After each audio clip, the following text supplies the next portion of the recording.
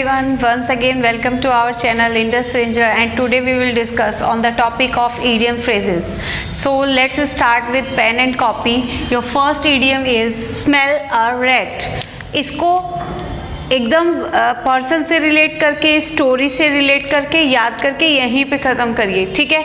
बहुत सारे सब्जेक्ट्स होते हैं पढ़ने के लिए, यहीं पे आपने इसको याद करना है क्योंकि ये नंबर गेनिंग पोर्शन होता है। स्मेल अ रेट, आप इस सेंटेंस से देखिए, स्मेल अ रेट, रेट की स्मेल आना, ठीक है। मान लीजिए आप घर में हैं और स्मेल आ रही है आपको रेट की, तो आप कहेंगे कि कहीं से कुछ स्मेल आ रही है, इट मीन्स कुछ गलत है।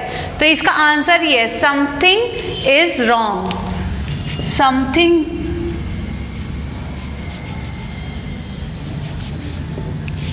समथिंग इज वेंट रॉन्ग, कुछ गलत जा रहा है, ठीक है।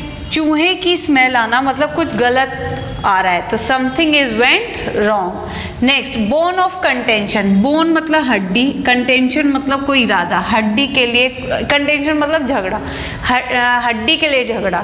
तो ये क्या है? कॉज ऑफ डिस्प्यूट, यानी कि झगड़े की वजह है, झगड़े का कारण है, कॉज ऑफ डिस्प्यूट। मान लीजिए इसी कॉज ऑफ डिस्प्यूट, किसी दो डॉगीज हैं, उनमें हड्डी के लिए झगड़ा हो रहा है, तो हड्डी क्या है?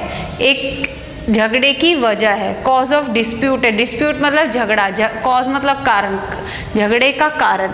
तो बोन ऑफ कंटेंशन मतलब cause of dispute. Next, cats and dogs मतलब बिल्ली और कुत्ता। तो जब ऐसे कैट्स एंड डॉग्स आपका सिर्फ इतना आए, अब दूसरा देखिए, इन दोनों को रिलेट करके देखिए, दोनों को सेम मीन्स नहीं होता है, दोनों अलग है। अगर सिर्फ आपका आता है कैट्स एंड डॉग्स, इसका मतलब होता है रेन वेरी हैविली, बहुत तेज बारिश होना, मूसलाधार वर्षा जिसको बोलते हैं, ये वही है। अगर इसकी जगह कैट्स में किटन्स एंड पपीज दिया हुआ है, इट मीन्स कि रिमझिम बारिश होना, ठीक है। अब इस पे आ जाइए, कैट्स एंड डॉग्स लाइफ मतलब कुत्ते और बिल्ली और कुत्ते की ज़िंदगी। तो ये फुल ऑफ टेंशन, जैसे कोई बोलते हैं ना कि कैसी चल रही है, कैसी ज़िंदगी चल रही है, कि कुत्ते की ज़िंदगी हो गया, it means full of tension हो गया है। तो कैट्स एंड डॉग्स लाइफ मतलब होता है full of tension, full of tension, ठीक है। तो दोनों अलग अलग है, इनको मैच नहीं करना है। सिर्फ अगर कैट्स एंड डॉग्स आए तो रेन वेरी हैविली, अगर कैट्स एंड डॉग्स लाइफ आए तो फुल ऑफ टेंशन होगा आंसर, ठीक है। Next, cock and bull story. आपने कभी कॉक और बुल की स्टोरी सुनी है? नहीं सुनी है, ये एकदम बेकार और मतलब तुच्छ किस्म की स्टोरी हो जाएगी। तो इसका आंसर ये है, absurd and improbable स्टोरी,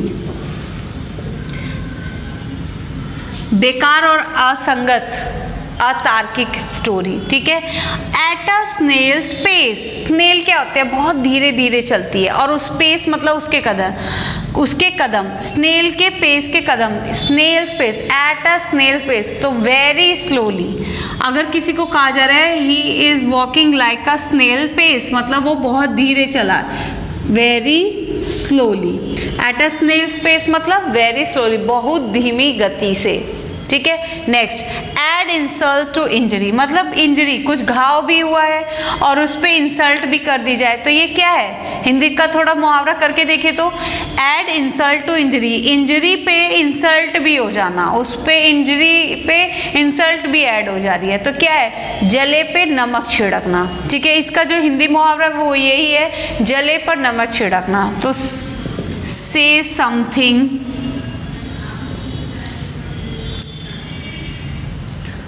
से something like people makes very angry, ठीक है। ऐसे शब्द बोलना कि जो लोग हैं और गुस्सैल हो जाएं, ठीक है। Next, to take to one's heels, take to one's heels, जैसे किसी को दौड़ना है, ठीक है, अगर वो हील नहीं पहना है तो तेजी से दौड़ेगा, लेकिन हील पहना हुआ है तो धीमी गति से दौड़ेगा। तो टू टेक, अब उन हील्स को टेक कर लेना मतलब हाथ में लेना और तब दौड़ना, तो क्या कहना है? To run away. तो to take to one's heels मतलब होता है टू रन अवे, भाग जाना, to run away. Next, to bite the dust, धूल चटाना, धूल चटाना मतलब हराना, टू डिफीट, हराना। टू बाइट द डस्ट, जैसे टू बाइट द डस्ट धूल खाना तो हार जाना, या फिर टू फेल भी हो सकता है, टू फेल, ये अपने लिए ही है। टू बाइट द डस्ट मतलब धूल खाना मतलब हार जाना या असफल हो जाना। अ बोल्ट फ्रॉम द ब्लू, मान लीजिए ब्लू यहाँ पे आसमान के लिए है और बोल्ट मतलब कोई चमक, आसमान में कोई चमक, ठीक है। A bolt from the blue, अगर आसमान में बिजली कड़कते, this is the signal not a good pleasant, ये अनप्लीजेंट होता है। तो इसका आंसर ही है कि अनप्लीजेंट इवेंट, अप्रिय घटना। अ बोल्ट फ्रॉम द ब्लू का मतलब होता है एन अनप्लीजेंट इवेंट, मतलब अप्रिय घटना, an unpleasant event. Done. Next, cold comfort, मान लीजिए गर्मियाँ हैं और आप आए अंदर रूम में और आपको थोड़ा सा कोल्ड कंफर्ट महसूस हुआ, तो कोल्ड कंफर्ट महसूस होना, स्लाइट सेटिस्फैक्शन, थोड़ा सा satisfaction, slight satisfaction, cold comfort, slight satisfaction. And the last is to strain every nerve, every nerve, हर नस पे दबाव पड़ना है, स्ट्रेन मतलब दबाव पड़ रहा है। अब मान लीजिए कोई आप हल्का सा कोई कॉपी उठा रहे हैं तो उससे नर्व पे स्ट्रेन नहीं पड़ता है। अगर कुछ आप हैवी सी चीज़ उठाएंगे तो जब उसको उठाते हैं तो हर नर्व्स आपकी दिखती है तो उस पर दबाव पड़ता है। तो टू स्ट्रेन एवरी नर्व का मतलब ये है कि बहुत ही कड़ा प्रयास करना, to utmost efforts, to do utmost efforts, कड़ा प्रयास करना। याद रहेगा आपको, ये स्टोरी से अगर आप बनाएंगे तो इनको आप याद कर लेंगे, किसी पर्सन से रिलेट करेंगे तो याद कर लेंगे, ठीक है। तो अपनी कॉपी में नोट करके एज इट इज़ इसको आंसर करना है। मेरी स्टोरी को, मेरे पर्सन से रिलेट करने को मैंने जो तरीका बताया उसको करके आप इसको याद करिए, ठीक है। Thank you, all the very best.